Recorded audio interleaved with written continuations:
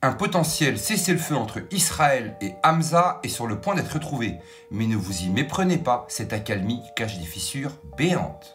Netanyahou est dans une position critique, il jongle entre un gouvernement fracturé et des négociations très délicates avec Hamza. Des ministres de son propre gouvernement comme Itamar Ben-Gvir menacent de démissionner et à l'international les critiques fusent.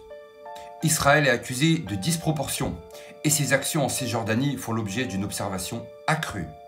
Et comme si cela ne suffisait pas, Netanyahou a dû subir une opération de la prostate, au moment même où la justice israélienne approfondit ses enquêtes sur lui. Cette intervention arrive en plein milieu de son procès alors que Netanyahou semble de plus en plus isolé. Pendant ce temps, en Cisjordanie, les colons israéliens avancent jour après jour, grignotant des terres palestiniennes sous les yeux du monde. Les militaires israéliens, eux, sont sous le radar des associations internationales, documentant leurs actions pour engager des poursuites. Le 7 octobre 2023, Israël a été frappé par une attaque massive. Ce qui intrigue, c'est qu'un an plus tôt, l'Égypte avait transmis un dossier montrant un exercice identique. Une percée du mur de Jéricho similaire à ce qui s'est passé ce jour-là.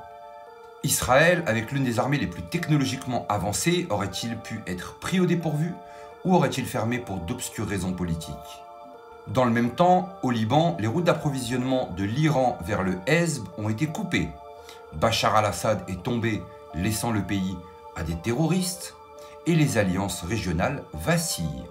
Israël a-t-il orchestré ce désordre pour renforcer sa position, ou est-il lui aussi victime des secousses qu'il a initiées? Et un autre coup dur, Netanyahou ne sera pas invité à l'intronisation de Donald Trump. Pourquoi la relation entre les deux hommes semble être devenue glaciale? Dans une vidéo récemment partagée par Donald Trump, l'économiste Jeffrey Sachs parle d'un sujet explosif, la manière dont Israël manipule la politique américaine.